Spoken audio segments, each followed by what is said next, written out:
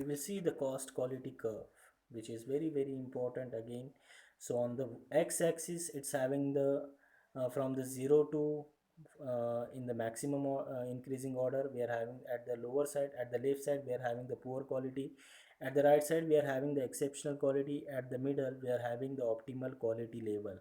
On the y-axis, we are having the cost of the product, and on the x-axis, we are having the quality of the product. So these are the measures which are going to be used to decide the cost quality relationship.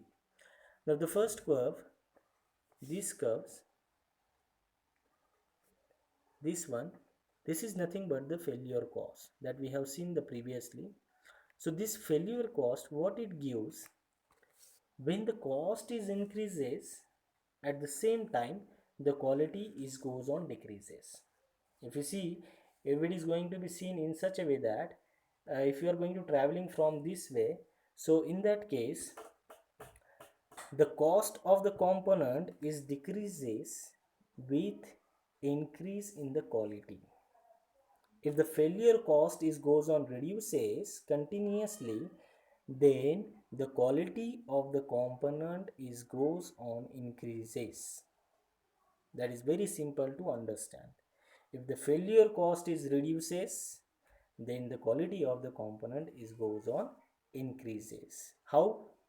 Obviously, we have seen in the failure cost, which is nothing but which consists of internal failure cost and external failure cost. So in that internal failure cost, we are having the cost of the scrap, rework and fault investigation that we have seen in the previous slide.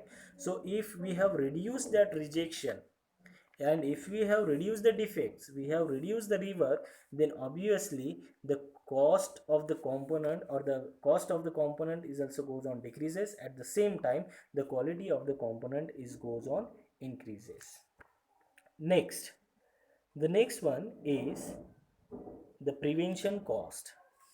Now in that case, prevention cost, when we are maintaining the quality, when we are improving the process, and when we are fulfilling the requirement of the processes, that is nothing but we are fulfilling the requirement of the tools requirement, jigs and fixtures requirement, the instrument which is required for the measurement, all these things which are come under the prevention cost. If we are providing all these things, so that cost is nothing but the prevention and appraisal cost. So in that case, what happen, the prevention cost is goes on increases with increase in the quality of the component. Prevention cost is goes on increases with increase in the quality of the component. Next, the total cost. The total cost of the component is nothing but the cost at which that supposed to pay for that particular component. Now this cost, which is nothing but the total product cost, which consists of the failure cost as well as the prevention cost. Now at the red line, at this point you will see that the total cost of the quality. Why? If that optimum quality level is nothing but that point will describe the quality of the component which is required by the customer. So if you're doing the process again, if you're performing the more process on the component, so at that time what happen, the prevention cost is goes on increases, the prevention cost is goes on increases. So therefore qualities also goes on increases, but the customer is does not willing to pay for this region.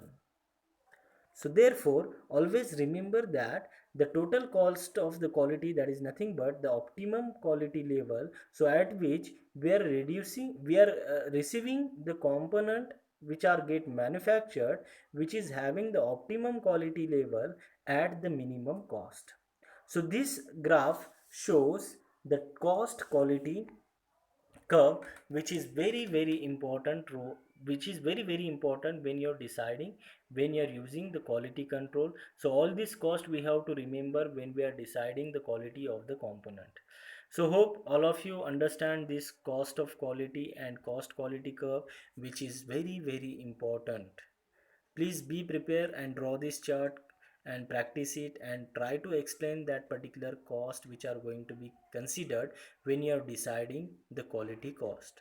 Okay, thank you. Next session we will see the remaining points from our syllabus, which are nothing but the balance between the cost and quality and value of quality, and the last point is quality control tools. Thank you.